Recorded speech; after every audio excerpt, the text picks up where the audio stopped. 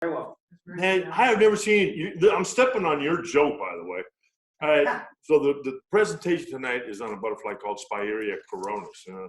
As of late, I was starting to get a little worried until David informed me that I've been infected with Coronis virus.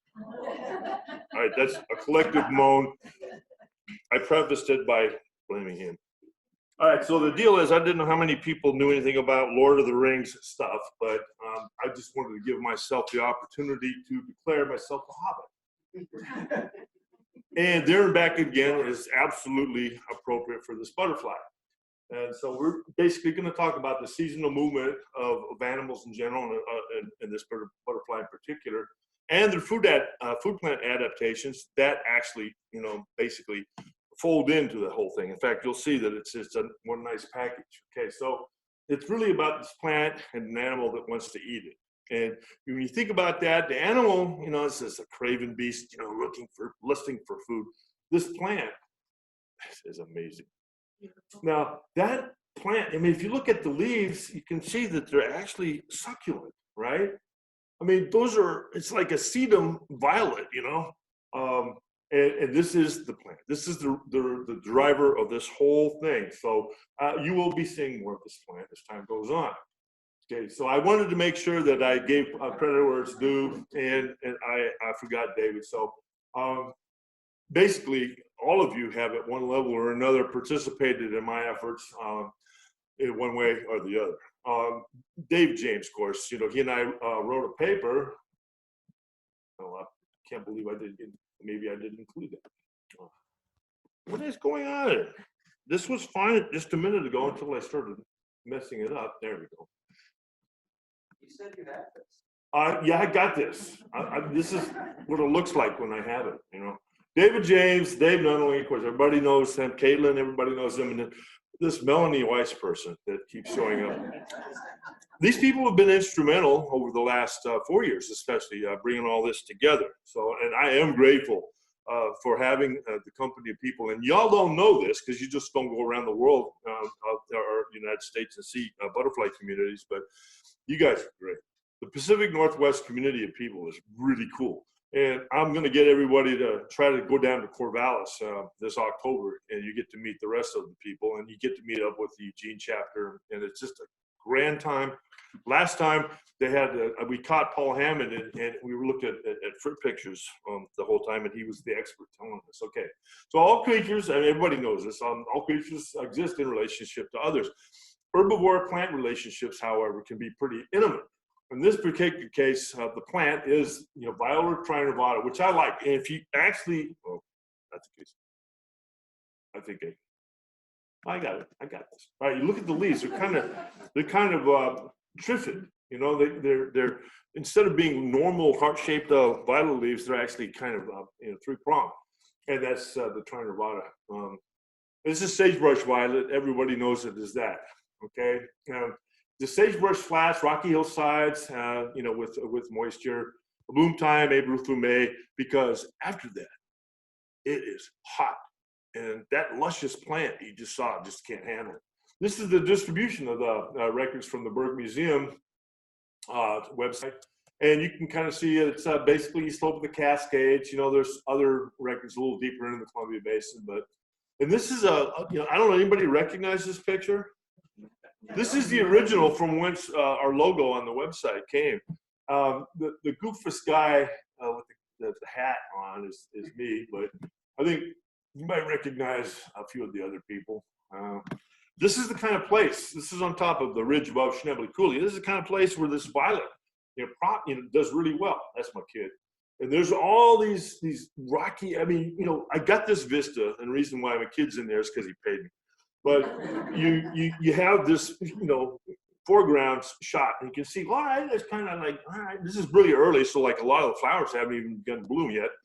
But you look over the next hillside, it's like, oh, it's more of the same. You look into was hill after hillside full of this violet in a habitat that soon will be toast. So that's the main thing that we're looking at when we look at these landscapes, is that they're very rich biotas that come to a very quick end because they're in places that just won't support that over the course of the summer. I picked this one because it was like the last one.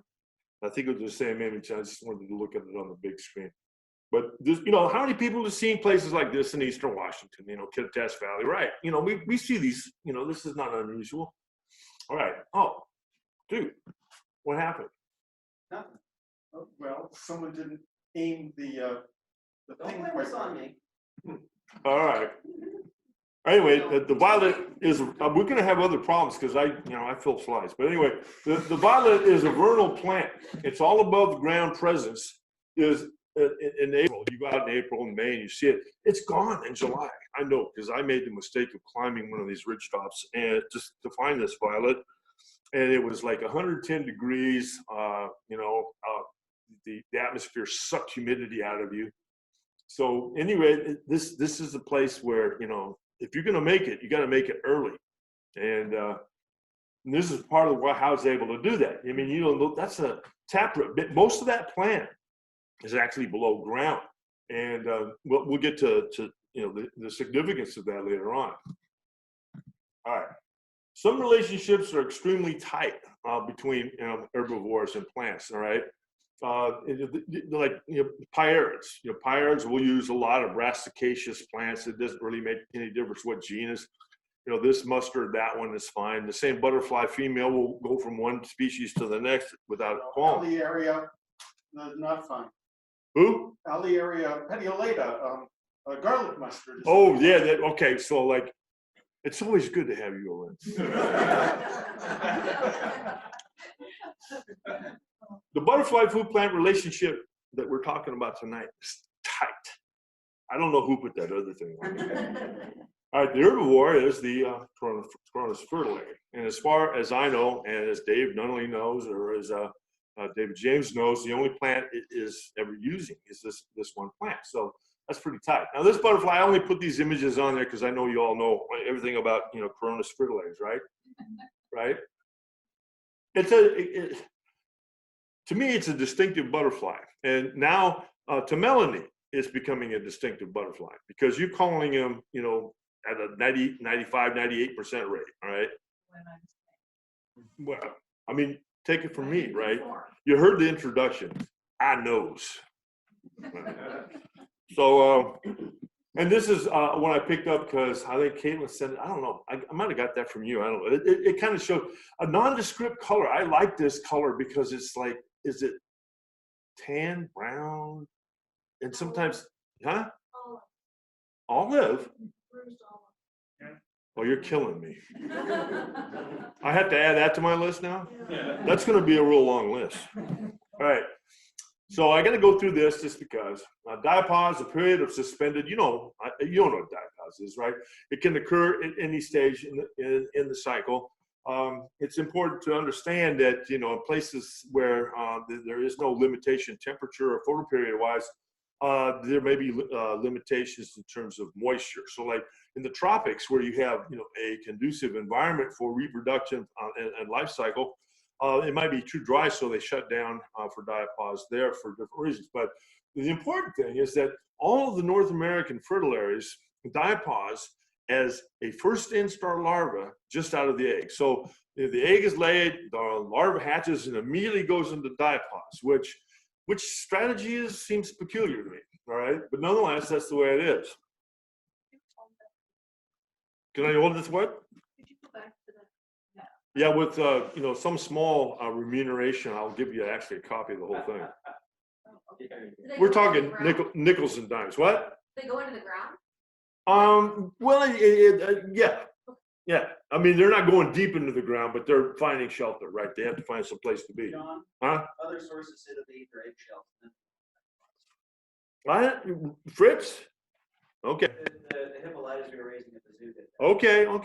Well, so they are eating something, which is even more bizarre because if you eat your eggshell and you go into diapause, what if you have to poop? I thought you said they shut it down. Well, They usually expel everything. They still eat. They'll expel everything right before going into the. There's so much we don't. For the chinos, you don't. I've had a lot of fun. All right, so in the spring, these larvae, they break diapause really early on, and they start eating, and they better, because the time interval from commencement of eating to adult eclosion is less than 2 months, and at the end of that 2-month period, you're entering hell. All right? And so the violet, of course, senesces rapidly, and they're in a race to get to the end. Now, the other thing it's important to recognize is that these things are emerging pretty much. We can see if they all come out from diapause, as first instar larvae, and begin, feeding at about the same time at any given location, they're all going to develop pretty much in the same area. That's what we see. I've only been at an emergence site, well, maybe 4 times in all my 50 years. It's because you have to climb on top of ridges, and it has to be the right time of year. And if you do it 1 week and they're not there, then you have to come back and do it again the next week, and that gets old. And I'll have Melanie do that for me from now on. So, Spirea biology, plant phenology, environmental constraints. This is the page from Nunnally, or James and Nunnally, detailing. I definitely would recommend you go on and take a look at that. The biology is pretty straight. That's what butterflies do. They end up as a pupa and end up to adults. But we found out something. Spirea coronis has a highly circumscribed migratory behavior, and it's associated with this plant, to wit. And we know this because that other guy and I got together and we did a paper. All right, that really, that looks really official, doesn't it? It must have been his choice for title. And this is that's what I was looking for earlier. This is the journal that we published in. All right, so this is 2011. It's not old news, but we've learned so much since. And David, he says, this could go on forever. I says, most good things do, So we demonstrated that the Spirea features another form of diapause, and that's reproductive diapause. That is the cessation of oviposition behavior, and in the females due to the delay in the ovarian development. And David shows, well, we'll get to that. Mating occurs primarily after they emerge, but it can occur all year long. We had a photo essay and a movie of male-female mating in Cowiche, I think, or maybe in that vicinity, like in late August and September. So the idea that these things, do all the mating at one time, may be erroneous. We think they actually can mate. And that explains why males are found all the way in the migration. Okay, so the idea that reproductive diapause means they're not laying eggs. So in this migration that they undertake, and we're about to talk about, they're not laying eggs. They're on this journey, and they're not doing anything that's biologically useful except staying alive, which is too bad. All right. So, and David dissected, the ovarian oviducts and looked at the development. He's still got about 300 and frozen, and he says, I want to get to that someday. And I said, well, I wouldn't worry about it unless you eat some eggs for a waffle or something. So, and the other thing that's interesting is you can stop all of that by injecting them with juvenile hormone. Now, there are so many possibilities that you can imagine by injecting juvenile hormone into any conversation, but now this is where we start to get technical. Right? I mean, interesting. The food plant is extremely juicy. I showed that already, right? I mean, if you're a frit and you feed on violets, that's a violet that you'd love to target. But it's like very ephemeral. It's only very, very, very small time of the year. And there it is again. Oh, isn't that? Come on, I even want to eat that. So we did extensive literature searches and communicated with our colleagues. And we discovered that larvae of Coronis all over its range, California, Colorado, Montana, they are more susceptible than other fritillaries to desiccation. And furthermore, they break diapause earlier. So like when you're talking about these overwintering first instar larvae that are coming out, in probably March or maybe now in February, they're earlier. So don't tell me what time it is. So the point though is that that they're fragile. And this makes them susceptible to harsh conditions. Excuse me, they have chosen a plant that lives in one of the harshest conditions that we have available to us in our state. So what's this all about? So what they do is they have this, huh? Love is blind. Yeah, well, yeah, boy, I hope I don't go blind. So this whole thing about, what's going on is that maybe they could make it out there if they had something to feed on, but they don't. By the time they're emerging at the end of May, that it's already toast, and there's all the things that have bloom or will bloom, have bloom. Actually, it gets better in August and September when the rabbit brush comes out. But so really, they don't have a nectar source, and really, if they wanted to stick around, they would have to lay eggs in a habitat that essentially is going to fry them. Fried eggs, get it? And this is not a viable alternative. This is not a viable strategy. All right. So what do? They leave. That's what I do. There's nothing for us here. Laying eggs is, going to probably end up, cooking everything. So that's not survival-oriented strategy. One thing we could do is leave, and they do. We now have documented that they close in the steppes, migrate uphill. I say uphill, as they move to where there's nectar, which usually means uphill elevationally in more mesic areas where there's flowers to provide the nectar. And since they're in reproductive dipods, they're not laying eggs along. Oops, what they do at a twitch. They're nectaring, they're staying alive. So they're still in the game. Right now, they have emerged, they've moved, they're nectaring, and they're going on. And they do it in style. I mean, you tell me if you recognize any of these kinds of vistas, right? And Coronis is in all these places. I'll go over them again, all right? I grabbed these off the net, but this is a perfect, a Coronis habitat at Natchez Loop or something like that, right? Yeah? So the morning cloak also goes with diapause sometimes in the summer when it gets really hot. Yes. But doesn't it sort of go into a barn or sort of rest during that time? Well, they could. Where I find them most often? Underneath the willow copses. They'll be lined up on the branches. I found hang there for weeks. They will sit there, yeah. But the Coronis They're active. remains active. Yes. At a higher elevation. Well, the morning cloaks, in order for them to do what Coronis does, they'd have to move someplace, and then Coronis is doing this because the conditions are this great plant. I love it, but it's a relationship that has to be severed when it's just too hot. And so they managed to solve this problem by moving away.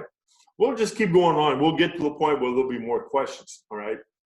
Everybody knows what the monarch migration looks like, right? It's pretty well known, and it's what we call latitudinal, right? Start south, move north. This map is probably out of date because they update it every other month. But this is approximately, what's going on with the monarch, all right? The Cronus is altitudinal, and we're just getting to know and understand this. But we'll get to that right now. This is records that we have from May. Okay, those little red yellow dots. Can you see those? Okay, those represent all the records we have for the month of May in the state of Washington. Well, essentially, that's those are about when the butterfly is emerging. That basically represents the breeding area for this butterfly. Okay, so this is another map going back to the one about the violets. Now, all right, I should have put them side by side, maybe because I got spastic fingers, but you can see there's kind of this relationship between the food plant and the butterfly. It's really pretty close. Well, or you can just trust me. But so at the range max, in other words, their maximum distribution, we can see just how far away from the breeding areas this butterfly gets. All right, so we'll do this several times, so you don't have to feel like you're missing something. You see the difference between where they're breeding and where they end up, right? that's a pretty massive, well, a local expansion of range. It's not like what the monarch does, but it's so much more interesting than the monarch. So there. Oh, all right. Early in the year, they emerged in the steppe. We got this whole thing going again. They expanded the range like that, and then returned to the steppe. That's okay. We'll do that. I know there's going to be a lot of repetitive slides here, but there's a reason for it, and that's because I lose my way a lot. All right. So that's where they start. That's where they end up maximally. And that's where they end up at the end of the year. Now, this was like absolute documented evidence that there was this thing going up and this other thing coming back down. It wasn't until the last decade that we actually were able to observe the butterflies, ovipositing. And this is because we're talking late August and September on those very same hilltops that we were talking about that are furnaces. And believe me, they're not cooler in August and September, all right? This is a miserable place to actually haul your butt out to look at. It's really hard, and there's no guaranteeing that you're going to see anything anyway. But Meryl and I and Lars Crabo and a few other people have, gone to the trouble, and we found them. We found these females fluttering around, and they lay eggs on dirt. Remember those violets that had the big long roots? We were looking at earlier, and people said, "Oh, big roots there." Those roots are intact. The above ground portion of the plant is gone. It's toast. It's been blown away. But that root system is still intact, and they have chemicals. I assume, wouldn't you think? Doesn't everything have chemicals? Yeah. That's a joke. It's bad when I have to tell you, though, isn't it? All right, so they come back out and they lay eggs on the dirt. And we've seen enough Fritz laying eggs on dirt now to feel pretty comfortable with that as a strategy. It works, and it's repeated, and hallelujah, right? So now what's this? What does it say up there? I can't read it from this angle. Maybe I read it. Presuming that. Oh, the October records. Yeah, that's just an extension. I mean, there's not many butterflies that occur in October, right? So we have these in October. All right. So we're going to do this whole thing. This is the total distribution, and this is May, June, July, August, September. Yeah, you see how that goes again? I mean, it's like, wow. This is actually that's the total. Okay, boing, boing, boing, boing. Pretty cool, and y'all get to be a part of it. I mean, and we can say, yeah, we got Spire, Coronis. What do you have? Monarch, But anyway. All right, so the combination of life history traits, the female diapause, the reproductive diapause, larval susceptibilities to desiccation, and the premature breaking of larval diapause, and really, this whole presentation really wasn't about the butterfly at all. It's the plant. And the ideal food plant, again. I mean, come on. Look at that thing. You want to make a salad. I wouldn't do that, by the way. They're toxic. And by the way, fritillaries are closely related to heliconians, which are known, toxic, belong to these extensive mimicry rings in South and Central America. We haven't proved it, but I'll bet you that fritillaries are toxic too. So I'm going to eat one. It worked last time. I ate a monarch and I regretted it. Conspire to give us a spectacular migration, Now let's, look at another example. Of late, we have seen a lot of Nymphalis California tortoise is big news in our state and in the Northwest generally. So, we did this same analysis of a butterfly that's expansive and has rapid range change, which is what we're really talking about. But it doesn't include a return migration. It just goes and then where it ends up, it manages to survive or not. So it's really kind of a suicide butterfly, because it only survives. It doesn't seek a place. I need to find a little nook and cranny. No, they just find themselves in Seattle, and one day it gets a little colder. It's like, I'll get out of the rain, and they find some place and they survive or don't. What's that? Oh, you did. So this is confirmation. I can write that down. Where was it? You saw this? American Beach. That's your place? Yeah. So this is the total records of that butterfly for our state. These are the records in January and February. And it's not a lot of people out looking for butterflies in January or February unless you're a Wagar member and or Bob Pyle. You see that little red? Yeah, that's down where he lives. Yeah. And so, you know, we have not yet and still haven't, after all this time, still don't have a December record for the butterfly. And I'm thinking is like, you know, the butterflies have some sense, right? In January and February, they're coming out and says, like, yeah, it's getting better, right? In November, it's like, ew, it's getting worse. I'm going to go into retirement, right? So, and then, you know, the range, as you can see, is expanding. And, you know, it's like, again, you know, the individual records aren't as dense because they're not collected together. But by the time you get into October and November, you know, so basically, you know, what did I do? I screwed it up. Oh, yeah. Okay, we'll go back. You raising a hand? All right. You know, like if you watch a monarchs in migration, you're somewhere like in Oregon, they tend to be going in a particular direction. They're going a lot further than these guys go. Not these guys, but the Coronis. Yeah. When you're out there collecting the Coronis, do you tend to see them flying in a particular direction? No, and interesting things. Yeah, we do. Actually, Melanie and I saw this up at Reister Creek this last year. You know, we got to a place where it's way above where any Fritz were emerging at the time. I think, what did we see? Echo Azures or something like that flying up there? And just a few of the Fritz coming by, right? And they were kind of moving in one direction. And the main reason was there was no reason to dawdle. Fritz, when they get to where there's a nectar source, they'll stop and they'll be just like any other member of the fauna. You won't be able to see that they're actually moving unless you document, you know, their occurrence at that site over time, right? And then you can see, well, no, they came and then they left, right? So this is the total records, right? So you can see, you know, start small and they get bigger. And There's a series going from, I see you doing.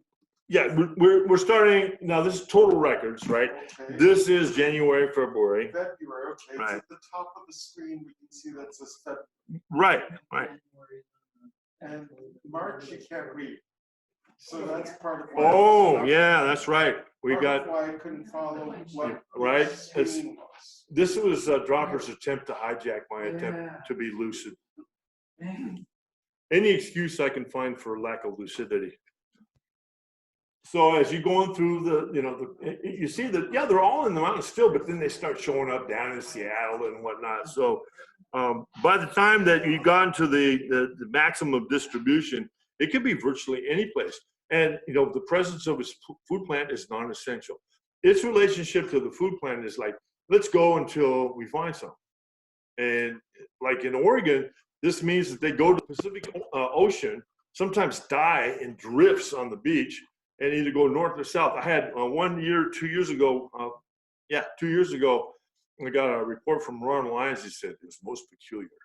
I went to some town on the Oregon beach, on the Oregon coast, and I was monitoring north, and I, you know, saw these tortoise shells, and they were moving north along the beach. And so I looped around, went back to Clahatchee, whatever, and then I went south, and there was all these tortoise shells, and they were moving south. It's like, yeah, that's mainly because they can't go over the ocean. I mean, it's like you got a limited option, right? So there is a reason to see, you know, this butterfly, the Spirea coronis viola trinervata system, as really a remarkable one. I've worked with a number of different people all across Europe and Asia. Some people indicate to me that there's probably other butterflies in the fritillary group that have similar strategies, but they haven't been noticed. So I talked with Steve Kohler. Am I all right with time? Okay. I talked with, because you were the one that told me 155 slides was going to kill everybody. Steve Kohler is doing what I do for Washington. He's doing it for Montana. And I just talked with him today. And I says, you know, You think that this is going on in Montana? Steve is kind of a slow and deliberate talker, and as you might imagine, a conversation with me is discordant. But he says, you know what? I'm going to have to look at my data. Just before I left to come here tonight, he says, well, you know, JP, I think maybe there is a correlation. So sometimes you have to look for things. Sometimes you discover them, and then sometimes they bite you. But so I mean, honestly, I'm a Washington boy. Monarchs are an invasive pest on milkweeds, you know. And I think personally the USDA should take action to protect milkweed's interests. I mean, after all, they're vital nectar resources, and we can't have these things coming from outside our state. I should run for office. Huh? Build a wall. Yeah. So anyway, that's it. And I got time to spare, so we got time for questions, which we would have taken anyway, whether we had time. Yeah. Unfortunately, this is not about Coronis. You mentioned that the California tortoiseshell would not fly over the ocean. Who? You were talking about the California tortoiseshell not flying over the ocean. Right. Do you know how far butterflies might fly over water? Well, look, it's hard to say. First of all, the pygmy blue, you all know what the pygmy blue is? As you might guess from its name, it's very small, right? And it occurs, you know, widely throughout the New World. Well, recently in the last 2 decades, it's been discovered in United Arab Emirates, and it's expanding its range there. Well, how did it get there? Well, it probably came over on a transport plane. It could have too, but its two relatives, Bifidum is the genus name, its two relatives are already African. So the idea that small butterflies can travel long distances is not so much a matter of wing power as in the mass to surface area ratio being. So what are you doing? Chatting online. You are actually. So being small and getting blown around is a pretty way to go. So I don't know. Hawaii's got a lot of butterflies. Some of them were important. Some of them got there on their own power. So I think it's different with each butterfly. Yes, ma'am. Among the numerous trips to Yellowstone, like actually 40 miles point, Stone Point. I've been there twice and seen monarchs right out of the lake. The monarchs, well, they have no sense. I mean, so. So they just set out across this lake, and I think it's gigantic. Well, that's kind of like what they do when they start off in Mexico. They just set out and go. I mean, they're an intrepid butterfly. I don't really mean to denigrate them. They're amazing, creatures. They are. Yeah. I'm afraid of them. But they're poisonous and they made me throw up. So I'm not real happy Well, about you're a it. strange bird. You know how to slander somebody. That's right. Washington Post representative. Yeah, ma'am. So Jerry, I also saw monarchs in What? Pensacola, Florida, that comes out on the dock, and they were just heading out and right off the dock, heading Ah. out to the Gulf of Mexico. They cross the Gulf of Mexico. Yeah. They don't Wow. swim. Monarchs don't Might swim. want to talk about David James. Okay, so I just got a question from who? Al. And it's concerning, is anyone tagging these things? Yes, we've been working on it for a long time. Not me, actually, I'm sort of busy. No, the Kawichi Conservancy and a number of people have been doing that for a long time. In fact, one of the photographs of the mating a pair in September was taken by one of these people. So they do a lot of tagging. Remarkable thing is we haven't got any of them recovered. None. Well, it's not too hard to understand why they're following drainages, right? So they go up these drainages and they get on adjacent ridge tops. I mean, you really have to hope that the drainage you're in would be one that intersects with, one of your transects, or you're not going to see those things. Also, I think the number of people versus the territory, that they'd have to cover. Monarchs, they do have a way of coming together in parts of their natural history. So they will be, coming to like Pacific Grove or, whatever that, Guacamole, whatever it is in Mexico. So that is, anytime you draw things together, Nectar does that, but on a grander scale, specific topographic features. But we have not yet recovered any tag specimens. We're going to try. We think maybe it'd be better if we actually injected them with not juvenile hormone, but radioactive material. Right? And then we could use spy satellites to track their movements, right? No? That was worth one try. Any more there? No, none from online yet. All right. How about this, John? To get back to Coronis, You gotta get out of my chair, man. for some reason, this the way it might be, I have a hard time wrapping my head around it. So if you were going to explain to like a kindergarten student what is going on here, like in just in a few sentences, what would you say? I say, eat your breakfast and go out and play. That's it. Because that's what it is. It's like the whole purpose of the larva, for example, is to eat. And I just talked about the availability of the resources, the short-term availability. Now it's true, they're lush resources, and that's why this whole thing happened. If it was a nasty old violet, Spirea coronis would find something else to do. But it is a spectacular plant. And so to be able to exploit that resource, they had, to get out of Dodge, or else they'd fry there. Now, there are no other fritillaries in the area. It's not like they're, especially fragile. Really, nothing is using that plant except this butterfly. And that means to me that that's what you call coevolution, right? It's a partnership. I don't think it, really benefits the plant, but I don't know that for sure. The leaving is really important. I did want to say something, and you didn't notice it, so I'm not going to make it real. What I do? Oh, You didn't do anything. all right. I didn't do anything. That's the problem. I got to do something. All right. Go back to way back when. Okay. Now, anybody see two little yellow dots down there in the Blue Mountains? Yeah. Right. Nobody asked me about that. Yeah. Are they migrating from the Cascades? No. You know where they're coming from? I talked with Hammond, my brother, in Oregon. He says, well, I kind of think that they're coming from southeastern Oregon. They're doing the same thing in Oregon they're doing here, but then it's in another dimension, right? We get them here. They're not resident. They're not living in the Blue Mountains. They just got there. So that's one of the things that we always have to be aware of, is that the capacity for any organism to basically adapt to almost any environment that they're facing, especially in the Northwest, where we have for at least since the glacial periods every organism that's here has had to encounter fluctuating climates, rapid and catastrophic changes in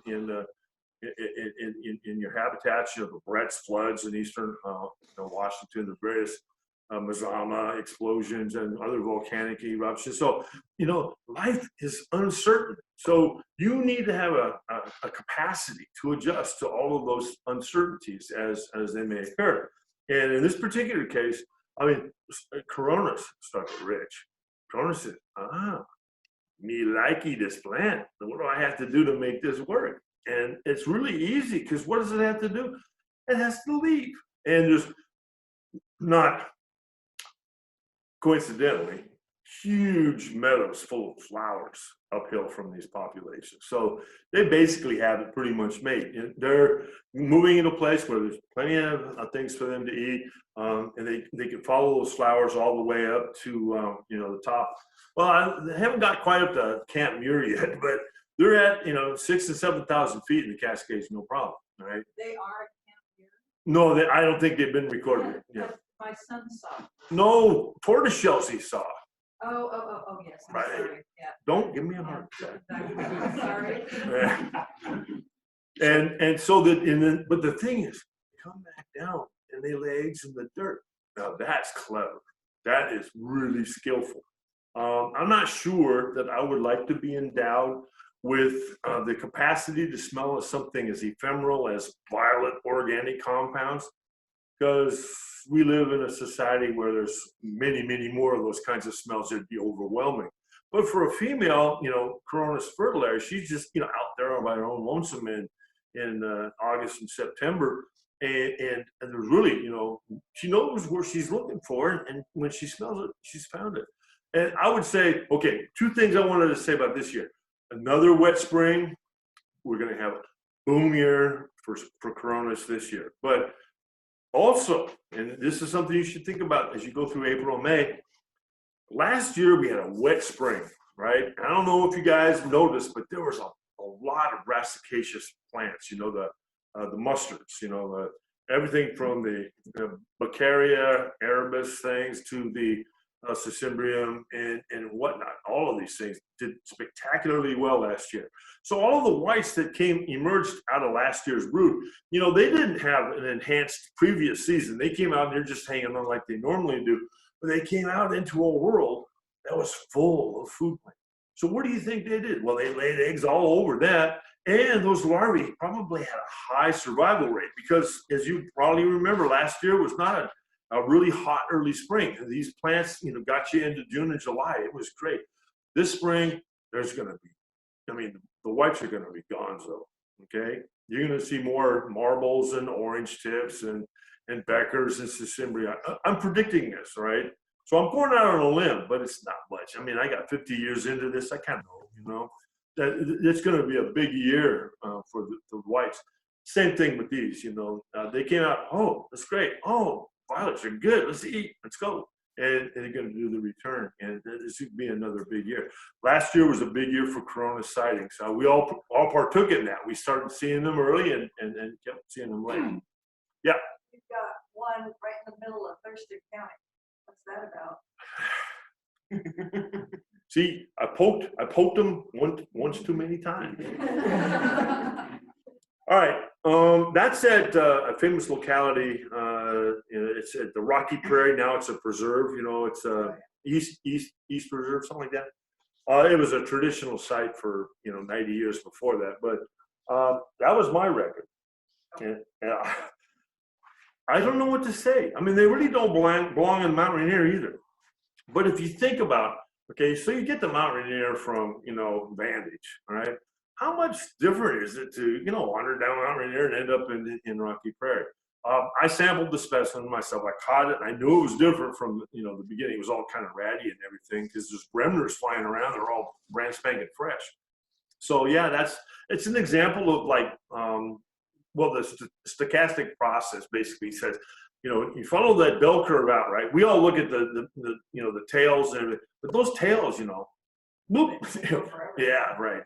That's what time of year was that? That was normal. Yeah, it wasn't notable in any way. Really. Was it summer or spring, fall? Oh no, what time of year? Yeah, it was late July. Oh. Yeah. Could you put the September map up? And is that going to be? So Whoop. What? Get it? That's All right. you got it. So the females are coming down to lay eggs in the dirt, and they can find whatever it is they're looking for. How about the males? Where are the males? Males are useless bags of sperm. They accompany the females on this whole journey simply so that they're available for impregnation.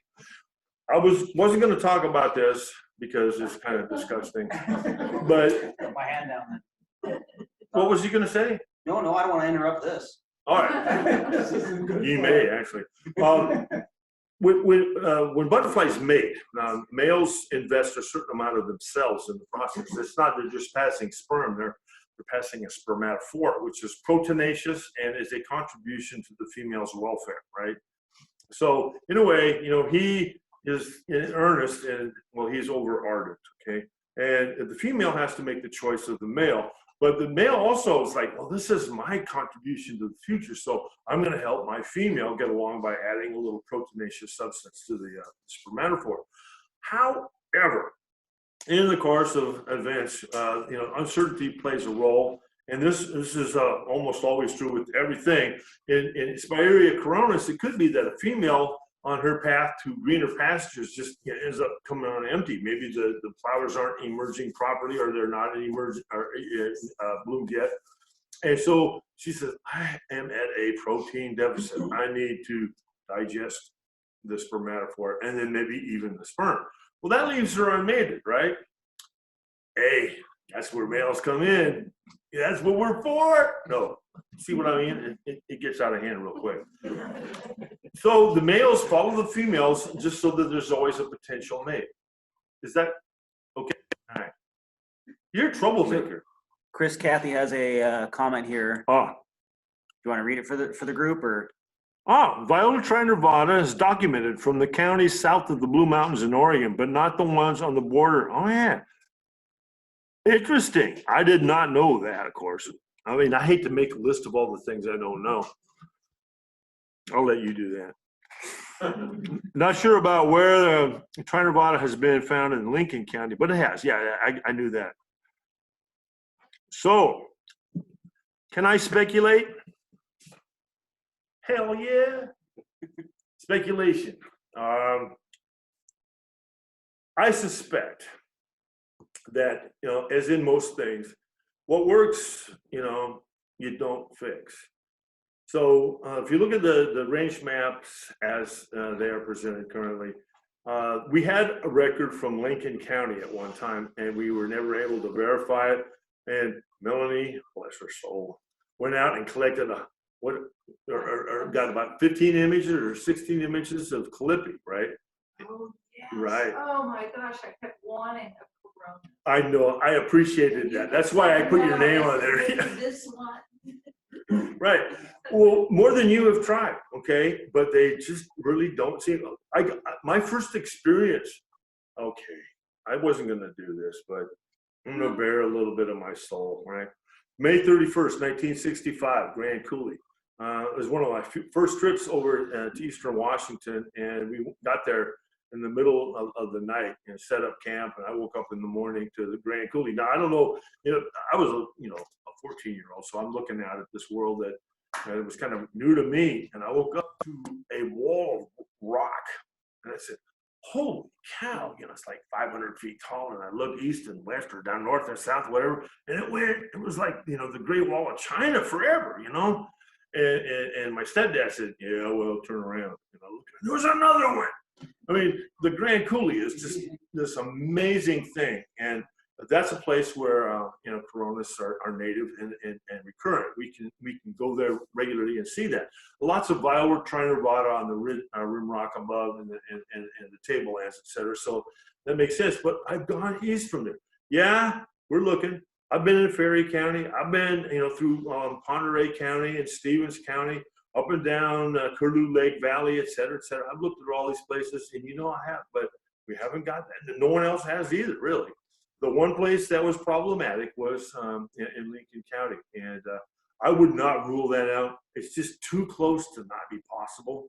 And also, one of the things about evolution, evolutionary processes is that, and an uncertain universe is that, you never,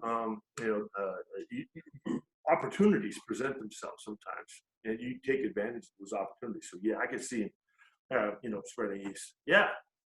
You found the violet up in those counties, just not the butterfly yet?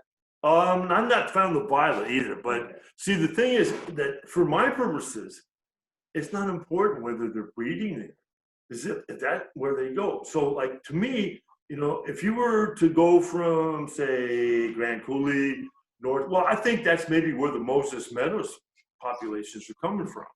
Because they're in southern Okanagan County, and that's not really in the line of fire where all the other populations are. So, I mean, Ferry, it's like, okay, why couldn't they fly to Ferry County? They wouldn't be breeding there. It wouldn't have to be the food plant there. It just had to be a place that would provide the available nectar, right? Chris Cathy comments, I only know the distribution of the plant because I'm sitting here with Mr. Google and found it on Turner Photographics website. NRCS website shows distribution further south. No, you should never say that. First, taking it from somebody who. What, Mr. Google?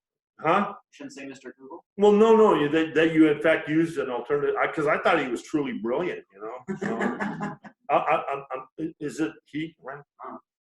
Well, whoever, it was you know, a brilliant insight. It was great. It added to the conversation. It was stuff I didn't know, you know? And the fact that he found it online could have remained it, you know, private. Yeah. You know what would be kind of cool is to find a migration like this that is much less, it's barely starting. Like you can see this happening just barely. Well, we may be looking at those things, but they're hard to distinguish when they're just initiating, right?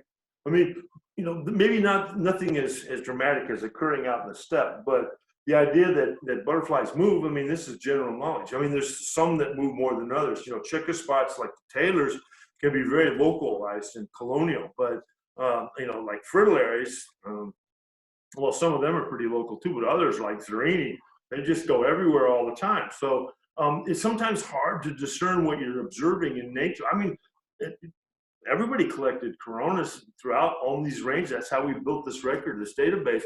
And they didn't always see what was happening because it takes a while, you know, to sort it out. I'm always thankful to David James for, you know, having giving me the opportunity to cooperate with him on the matter. You know, he had, you know, insights and technology that I did. You know, the juvenile hormone thing was totally cool. When he told me about that, I said, "Oh, I want me some juvenile hormone," because I sort of act like a juvenile anyway. Maybe I just need to stimulate that a little more. Huh? You're only going to have a few more shots because they're going to tell me I have to leave. Aha! Could you show us on the photos of the adults what makes it Coronis and not the other Fritz? No, I can't do that. What makes you think I have that capacity? Okay. Have her do it. Yeah, that's it. Way to go, Melanie. You got. Oh. I'm just sitting here quiet. Yeah, Melanie, you just were there all by yourself, and now you have to tell everybody how the Coronas are different from the others. There is no easy way. There just isn't. And I'm certainly not the one to do that. All right, we'll look at that one, okay? What we talk about,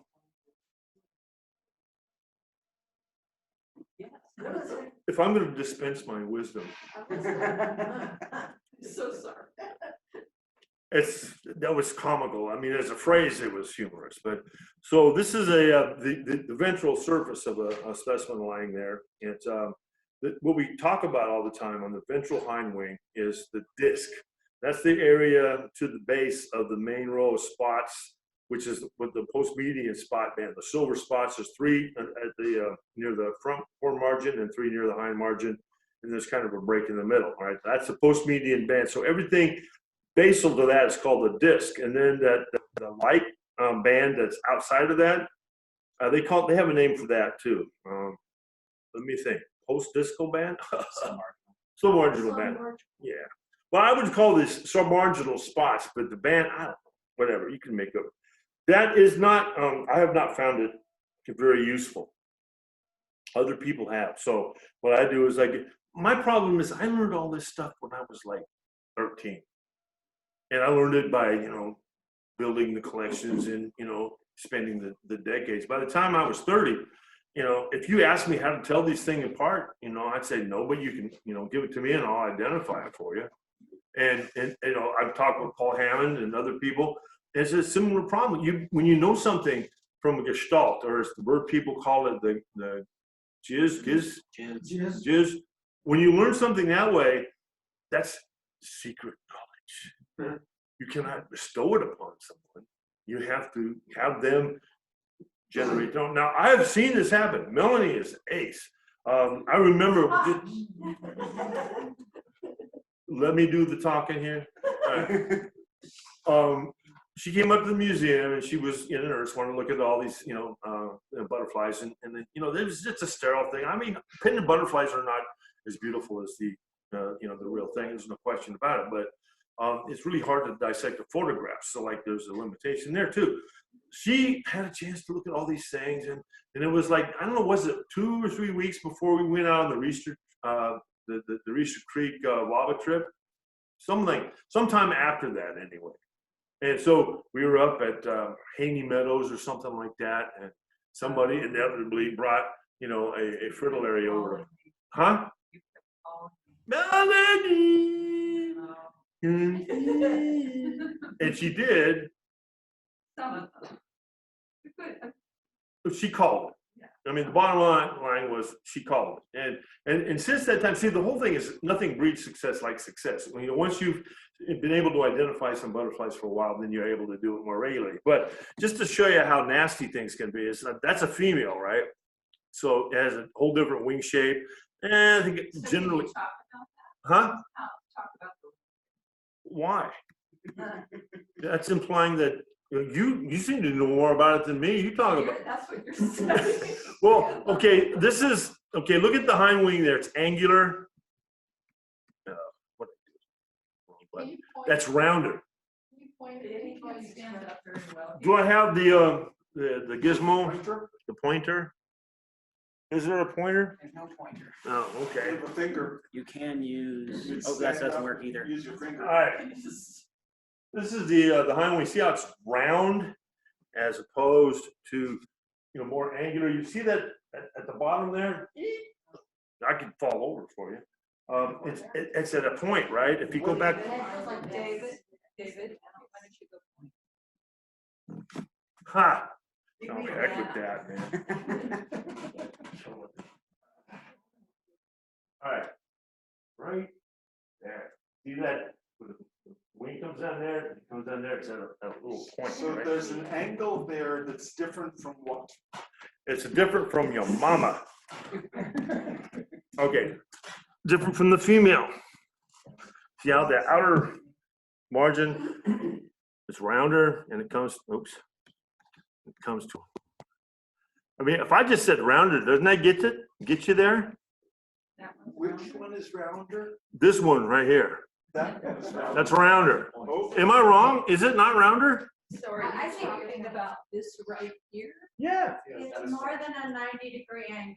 The male is more closer to It's more like 90-degree a angle. circle than if you look at this one where it's Melanie, you're Shape's blocking. different. You know, I always feel like I've succeeded when everyone's bickering in the crowd or there's talking and I know it's not I think bickering. you see what I'm I think Right. you know, Yeah, That's good, you good. pay attention. Can you go back to that first Oh, that, yeah. I can trace it like, you know, See like that? that, like that. It's kind of like a breakdown like that. And then the other one is more like No, this. this is about the Go- 95 As degrees. they go back to the side with the multiple. Yeah, there you go. All right. So now you got two females on the bottom. No, that's not true. They're all females. Yeah. Which I was one, gonna say. the male or the female is the rounder? No, female has around. Dude, come on, Come bruh. on. Females are always rounder. That is generally, even if the giants. Ah, exactly. See, I mean, there's some principles that, you know, belie actual explanation because I don't think there is anyone, but they just seem to be so, you know? These are males. Yeah. Okay, They're all males? Yeah, these are all males. Yeah, Yeah. that I totally. You got it. I totally see what you're saying. Well, yeah, you know, you're predisposed though, you know. All right. Is everyone else kind of seeing that? So where's the female then? Can Right. you get them closer? No. Those are all female. This is a Photoshop, right? I mean, what do you have? PowerPoint. Do you know how to increase the PowerPoint? Okay, well then I'm not going to try because I'd probably blow the machine up. Wait, there's something more, and then this, you see how it's sharper? It's more like a needle. You're right though, I think that you're more. Now, is everyone, you know, that's online, are they seeing these things too? Man, this is probably giving them a headache. Definitely more obtuse. Right. Someone came in with the chat. I can just describe it. It's more like that. No, the male, All right. Mhm. and the female Still is all right? more still the same size. All right. that. Okay, so the wing shape, I had never thought of as critical, but you know, it's useful to help you figure males and females apart. And sometimes when you learn males and females, you'll see that males and females can be different looking. They're not horribly distinct in this species, but getting to the disc, the ventral hind wing disc color. That is a peculiar color that, because it's peculiar, kind of helps you figure out that it's Coronis. There's 3 fritillaries in our state that have very distinctive disc colors, and they're distinctive for more than just the color itself, but for the fact that it's hard to describe. You know, that color is kind of a beige, tan, olive, buff. I mean, I could keep going. I got a list of them. Sometimes with green over the top. I mean, so it has a distinctive appearance that once you've seen a number of them, then you become familiar with that. It's like, well, it's not Zerini because Zerinis are, you know, too orange or reddish, right? And it's not a Calibi because Calibis are more green. Now, it's true that some Coronas will have some green in them, but you can't just say the presence of green means something. It's a green in combination with all the other things. Furthermore, I can usually call Coronis on the wing from a dorsal shot. And that's because, like, I'm really old and I've been doing this for a really long time, but it's because you've seen so many. Coronas tend to be like, you look at the middle one in this image, the dorsal of that middle specimen, how it's kind of like tawny, you know, and instead of being reddish, and even the others are more of a yellowy orange than a reddish orange. When you're in a field where there's things like Hadaspes and Zerinis flying around with Coronas, you know, the Coronas, you know, they kind of stand out. Now, Calipis also do, but they're different in a different way because you can kind of see through their spots. The silver spots on the hind wing kind of show through. But the problem is, and this is a problem for everybody, everywhere, all the time, there's no single character that works all the time. In fact, I would suspect in fritillaries that if you had 7 characters, you're doing good if you get 4 of them that will help you line up, because the other 3 might be, you know, quasi or indiscernible. And this is double so when it's just a photograph. I mean, that's the biggest problem. Like if somebody takes a picture, let's see here, that picture there, so I'd like to see the dorsal image on it. Well, you're just out of luck, right? You're not going to see a dorsal in that. So there's going to be a sufficient number of individuals, even in the collection, which are unidentifiable. And the guy that, you know, basically is currently and has been the dean of North American fritillaries is Paul Hammond, which if you guys go down to Corvallis next year, you'll get to meet, you know, this is going to be a great adventure. And he says, well, you know, there's times when I look at some of these butterflies, and I think, I'm not sure. I mean, you know, they don't normally hybridize to any degree, so a hybrid would be really rare. But Lars Krabel brought me a specimen one time from like 1985 or 8. No, it must have been 91, somewhere in there, that he caught down in Rocky Prairie, the very same Rocky Prairie. I looked at it and it's like, wow, it looked like a Spirea Zerini Bremneri, Bremner's checkers or silver spot, but there's some about it, it was like way too big, right? So I picked it up, turned it over, and said, uh-oh. It was a hybrid between a Great Spangled and a Bremner's. It's pretty clearly that. Bremner's, is that a? Zerini. Thank you. Yeah, I love it. Somebody said, Bremner's, what's that stuff? Give me the scientific name. Hoorah! All right, there's one. All right, any more questions? Am I done? Well, thank you guys for this has been great. Thank you, Jonathan. Yeah, we're going to do the raffle now, and John will be the ticket reader. Oh, I just lost my voice. I don't know. And if anyone wants that PowerPoint, I've made it available. I have it on a Dropbox, and I can send it to you if you want. The reason why is because of all the